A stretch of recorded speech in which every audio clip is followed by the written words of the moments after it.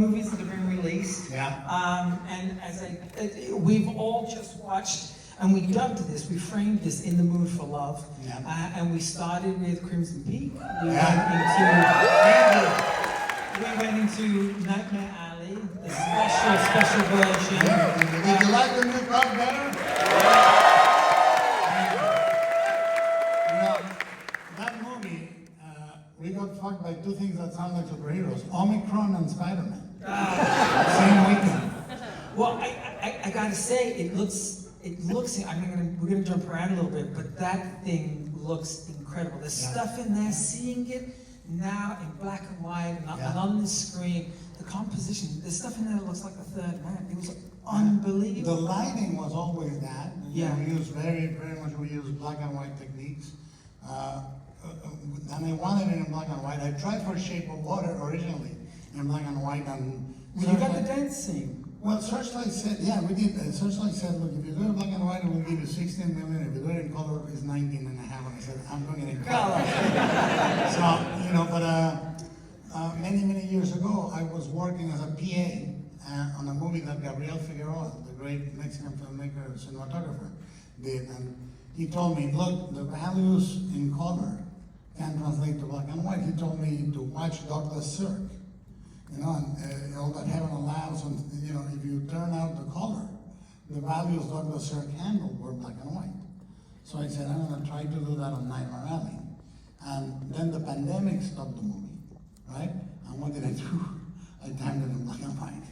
And I showed it to Bradley Cooper. He said, this is great. I showed it to Kim Morgan, my wife, and she said, great. And I showed it to the student and said, not that great. but they allowed me to do an alternative version of the same cut, so that's the start of this.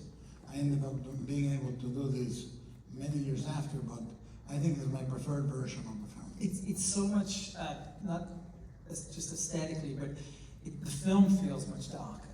It's heavier, and the descent that Bradley's Stanton character goes down, it's interesting, watching all of your films and we dubbed this The Gods and Monsters of Gillermo del Toro. Stanton might be, as someone who has built his life around monsters, he might be your darkest monster. Well, after I did, all the way to Shape of Water. On Shape of Water, I started to say, I like the monsters to be able to do something terrible. He kills Strickland at the end. And I want the bad guys to be sometimes tragic, which Strickland for me is also. And then Frankenstein and Nightmare Alley, both, I'm 60 now, and I realize that you are both the hero and the villain of your own story. You are the main antagonist of your life is you. And that's the one that we have the hardest time vanquishing. So, prepare for Frankenstein, where we capture You're not prepared. I would show it tomorrow, I don't give a fuck.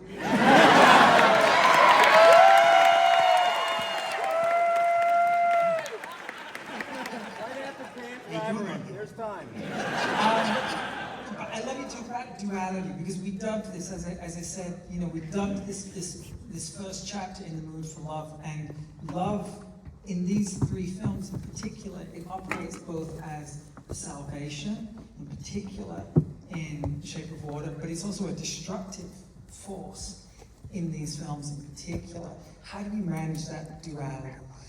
Well, I think the older you get, the more you look towards things that are hurtful to you. Like, you try to speak of biography instead of filmography, right? And starting very strongly with Pan's Labyrinth. That was a dividing line for me. I said, I thought, this is my last movie. And I'm not going to be able to get another one made. And it was a very dire time. It was, all the financing collapsed. And I said, what am I doing? What do my movies change? And the ending of that movie is a little flower blooming in a tree that nobody notices, but is what the girl changed. She changed something. And I thought that's all art can do, change something small. And art has saved my life many times. When I'm contemplating the world and I say, this is the darkest moment, a movie comes in, like Sullivan's Travels ending, and I smile, or I cry, or I feel redeemed, or I identify.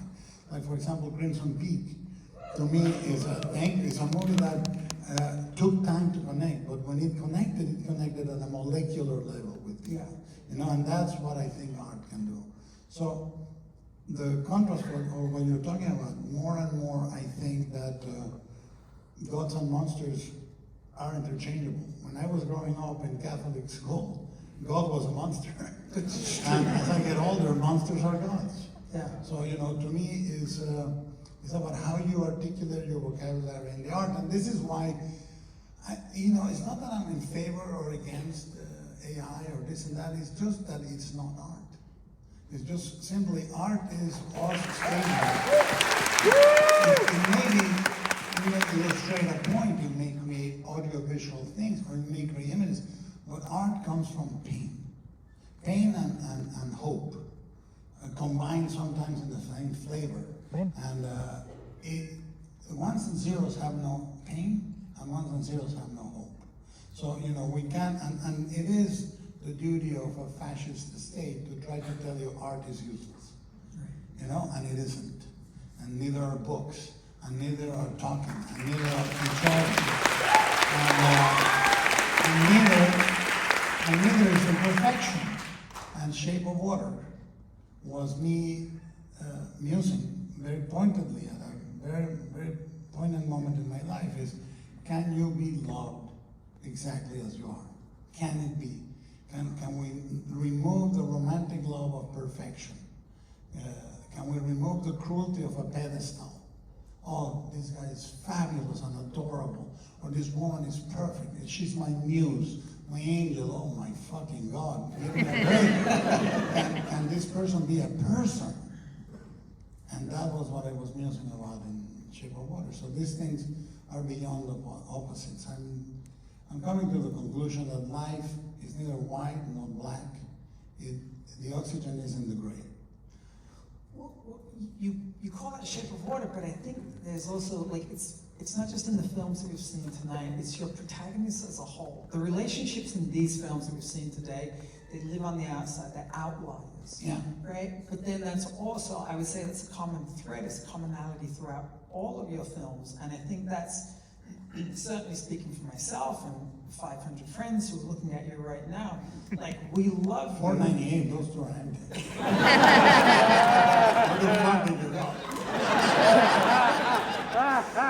You've got 498 friends in the world that love you, because you've existed as an outlier as well.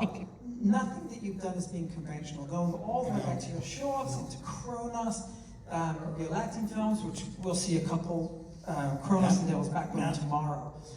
That's the space in which it appears you seem obviously more comfortable, and you've reflected that in your art.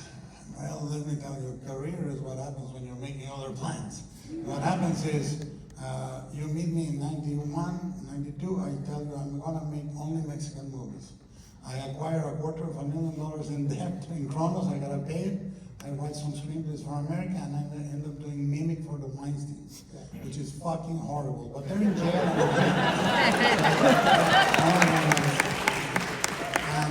And then I go, they malign me so much that I go 4.5 years without shooting a movie. My father gets kidnapped in 1998. I'm absolutely broke. I gotta leave Mexico. So, you know, it's not, you don't plan it.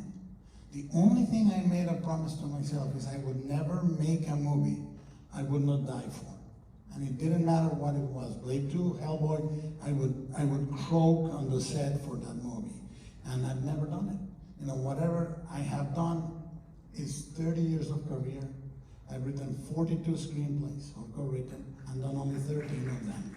But I've never done anything I would not die for. And that is what is good.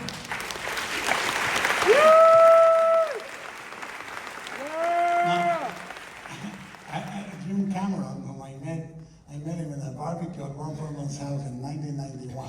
And he said, I heard you mortgaged your house for your movie. I said, yeah. said, you know you can lose it, right? I said, we only hear the stories of those that keep the house. But there's a lot of stories of people that don't keep their house. And I said, that's right. That's right. But you know what? You never hear the story of people that don't beg. That's true. Never. Yeah. Can I ask two things of you? Yeah, we have time. Don't croak on set, No, and keep making movies. Thank you. Can you do that?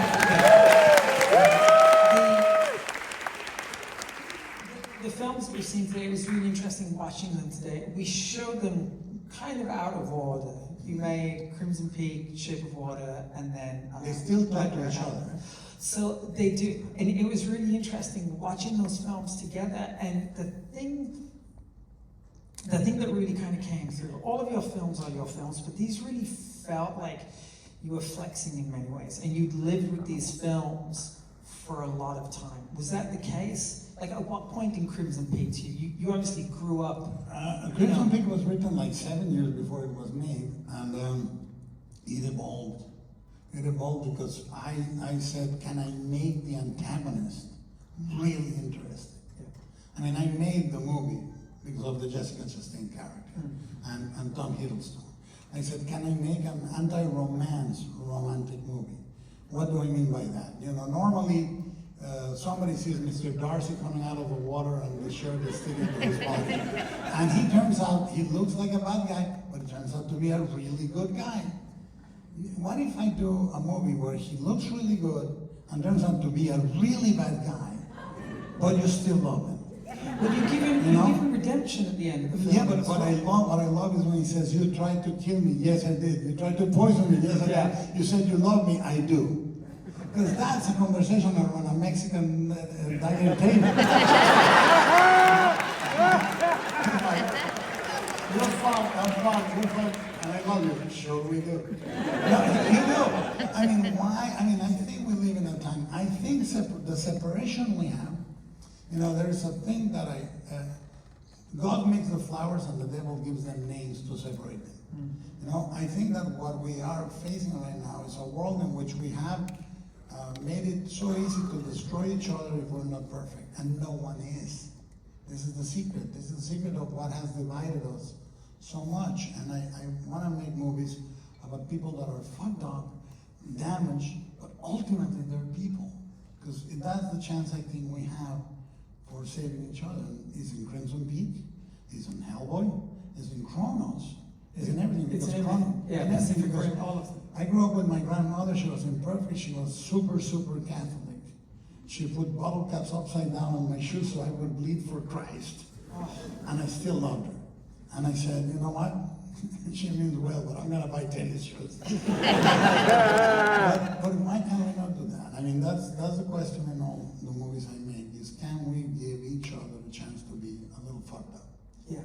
You know, because we're all fucked up. And I would say that's a large part of the appeal and why you've built such an audience and such a following, because we also see ourselves in those films. You're giving us, and I'm sitting at the back, and I always sit at the back because I like to watch the audience and experience through the audience. I hope that's the reason. It's the reason. We have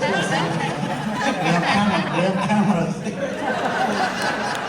Listen. But you allow, and I won't share which characters, but there's so many moments where it's like, yeah, I really feel for this person. And I know that I shouldn't because they're a bad person. You even allow us to feel for Stanton, who is ultimately like a despicable character. Does he ever love, does he ever love Rooney Mara's character? I'll tell you, Stanton was, for me, a very political character, because, you know, Okay. the way where we are is the deconstruction of the truth. You know, we exist in pockets that think that because they feel it's right, it must be the truth. And that's what is called, blind eye, getting a blind eye. You know, getting shut-eye in the parlance of the con men. When you lie to yourself so much that you think it's true. And for me is, if you're not careful, that's your life. Everyone's life. You know, when you give your reasons to be cruel to another human being, I guarantee you're wrong. Doesn't matter how you feel. If you're capable of inflicting great cruelty, sometimes cruelty is inevitable. It's the way of the world. We're not all going to aim for the same space, but you can do it in a way that is human, even if it's the most terrible act. And Stanton doesn't do that. Stanton is only interested in himself. I think that part of what I got from the novel is that it's about alcoholism. You know, William Lindsay Gresham was an alcoholic, and an alcoholic, a compulsive, addictive personality doesn't find release until they admit they are what they are. Yeah. So when he says, I was born for it, you know, that is the moment where he's finally, He's free. he's free. Right. So Yeah. when people say, what a terrible ending, I say, it's a happy ending. It's a happy ending. The moment you go, no, you know, this is me. Maybe I'm not that nice. Maybe maybe no one is that nice. I find it a very long arc towards the truth. And the truth is so tough sometimes. And his, I was going to say, his character, I think probably more than any of the others resulted in the arc that he goes to, the transition from when he's in the carnival and he's broke and he's a laborer, and then he starts mixing around with things. If you jump in an hour when he's immaculately suited and he's pulling off the perfect grift and wearing meets Kate Blanchett, his transition, the confidence that he has there, he becomes the ultimate con man. Right? But he believes, as you say, he believes in himself and the grift that he's able to put on others. Yeah. It's a fascinating character. Well, the worst monsters in our world have nice suits. Right. I guarantee you that. Yeah. And they are presentable. Yeah. Yeah? And they have $500 haircuts and flashy smiles. Those are the real monsters, you know. And those monsters tell us the other person is the problem. Because they don't want us to look up. Yeah. They want us to look to each other. Oh, they are the problem. They are the problem. And there's no they, there's us. Yeah. And them motherfuckers. And they don't want you to look up. They want you to look around. And it's a very good trick. It's a con man trick. The politics of our world right now are pure kayfabe WWF. is the politics of Vince McMahon. Let's tell them a story where there's a good guy and a bad guy, and let them believe and root for the guy to wrestle the other guy. And we are there. We are treating entertainers to the level of demanding perfection as if they were politicians, and treating politicians as entertainers.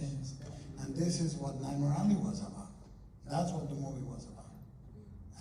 And you know, I think it's one of the best movies I've ever made, and you know, sometimes you make a movie that you love and it lands at the wrong moment, or it takes 5 years to land, but they always land. They always look for their audience. It was revelatory seeing it in.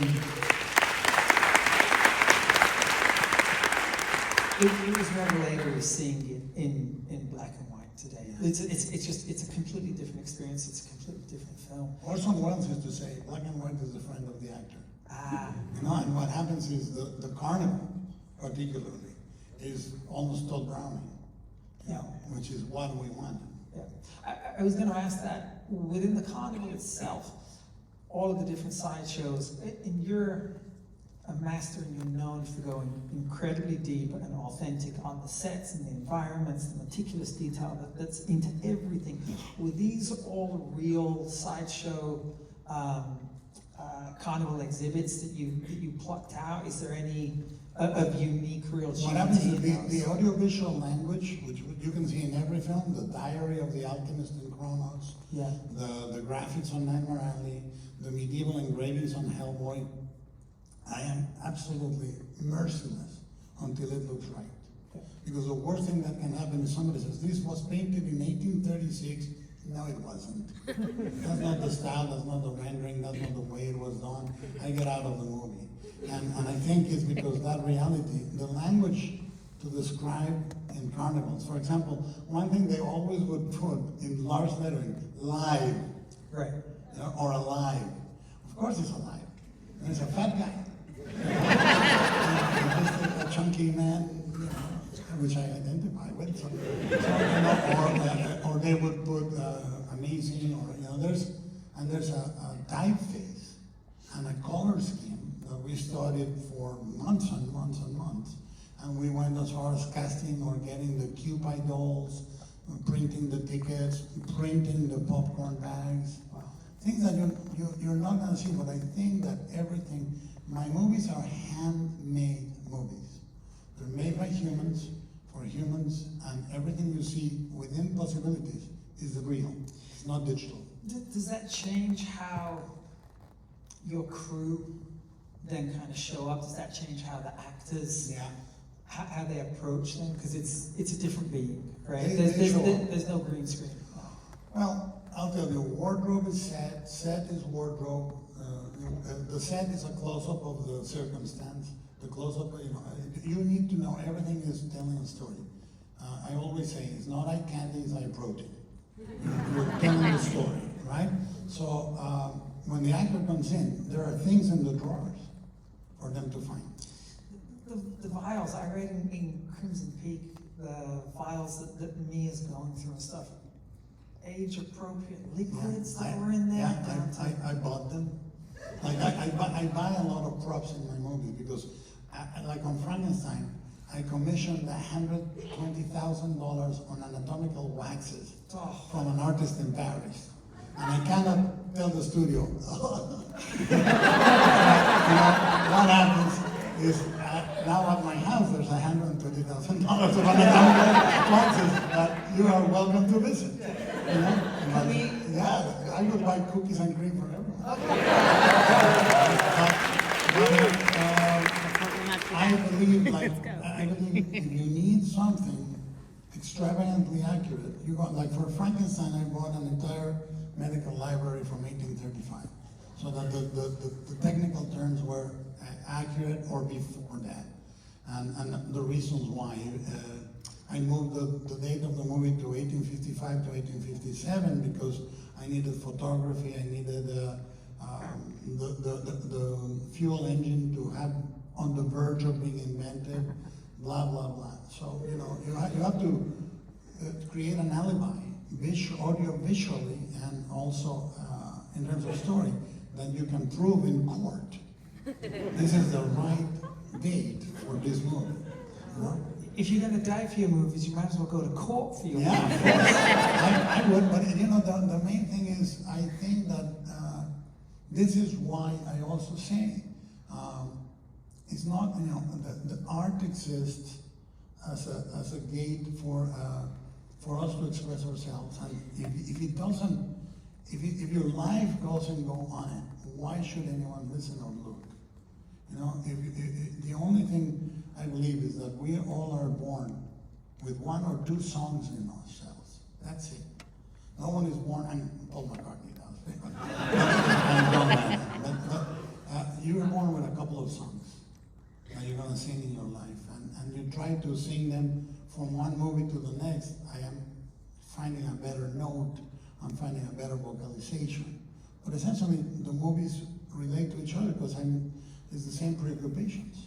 They do feel connected, and it really brought it home watching them together. When there's the space between them of years and COVID and all this kind of stuff, you can see your fingerprints over everything. It could only be a Guillermo del Toro movie, but watching these films today, the symbiotic relationship between them, and what really came out as well. We shown Pacific Rim. We're showing that over at the LF3 because we did Pacific Rim. We sat with that, not last year, but the year before. But even that is a huge movie, but it's about how we all are really a giant robot we fabricate to live. When I look at Mike Tyson, I think, how fragile must the little boy inside him be to build that guy, to survive, And that's what the movie is about. It's about inside there are two damaged human beings and a child in each of them controlling this giant robot, which is what we are. We create characters to survive. Well, that's a really good lead into this next question, or this thing that I want to talk about. Mia's character, Rooney Mara's character, and then obviously Sally Hawkins' character. These women, they're the beating heart and soul of your films. And it's interesting that you're running the films through them. You're a dude. But you write And I'm not.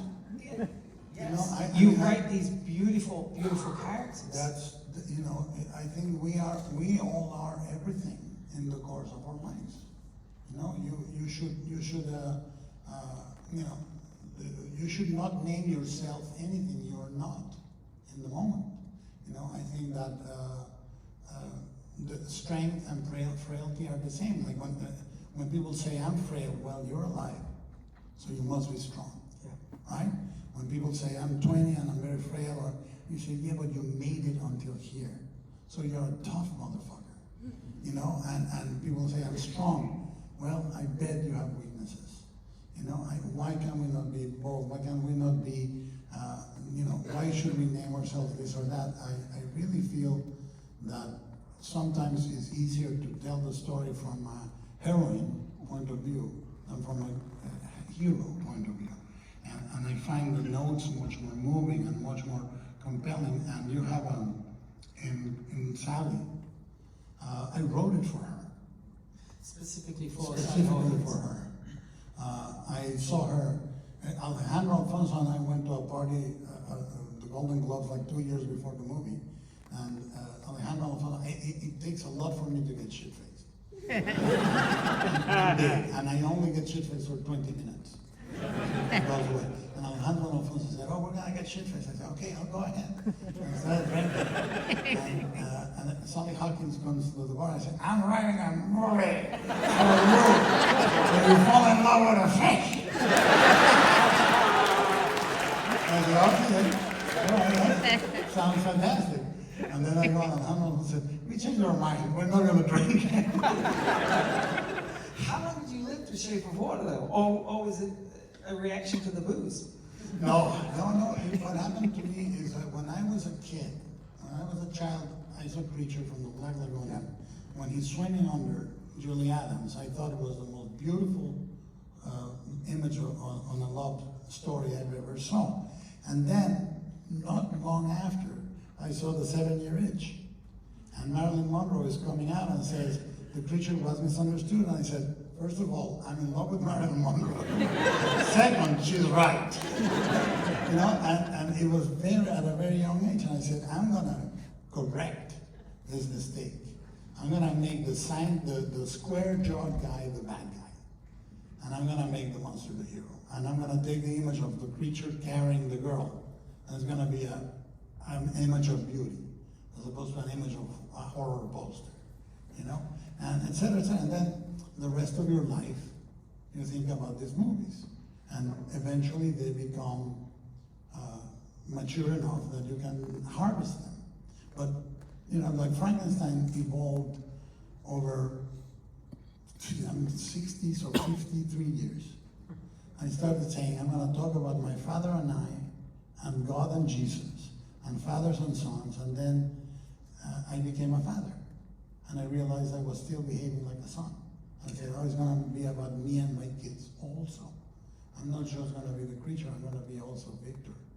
And it took 50-something years to realize that.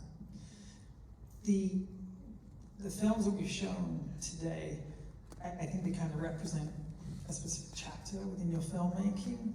Does Frankenstein, as you talk about it, is that part of the next chapter? It's the end of one. I think Frankenstein concludes everything that you've seen so far.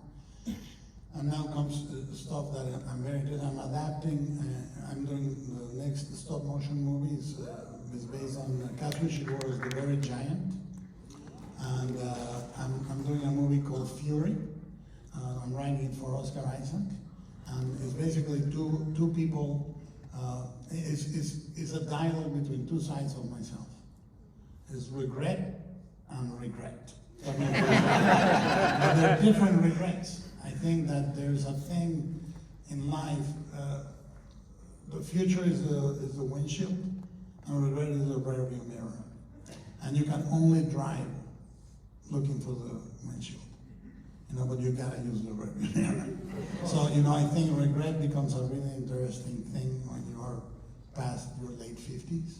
And it's something I want to talk about, memory and regret. But now, things I want to talk about, they have to matter.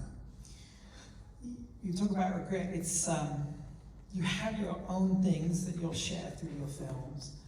As a fan, just like everybody else here, we have no regret when it comes to your films. All we have is love. For you as a filmmaker, for you as a person, for the dreams and the visions that you've given us, for the very best of times that you've given us in movie theaters, not just today, but for decades now. So.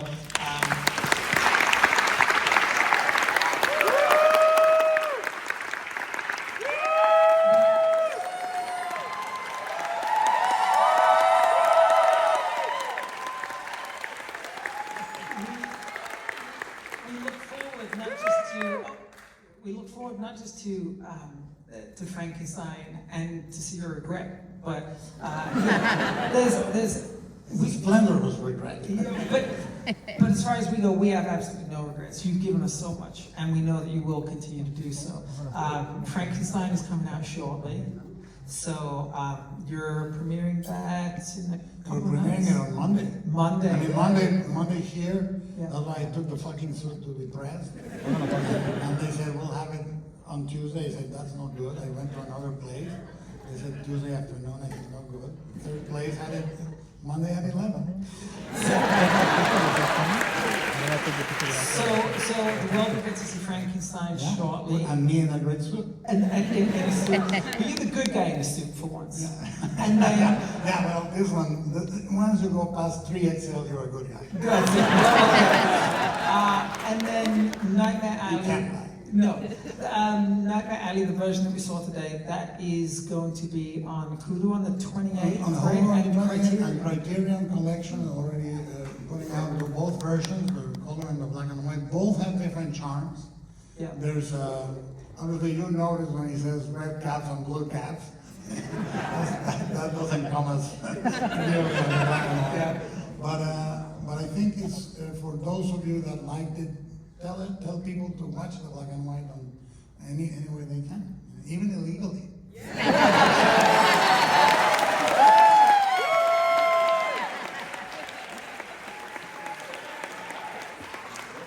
I have a regret. It's letting you say that. You can edit it. Well, look, we're going to. Do we have people that are coming back for Hellboy? Yeah! Okay. A little bit of housekeeping. There will be a re-entry line afterwards, so you don't have to go to the back of the line. So the AC staff will, they'll set you there. But we have to set up for the next one, which, as I said, is Hellboy, Hellboy 2, and Blade.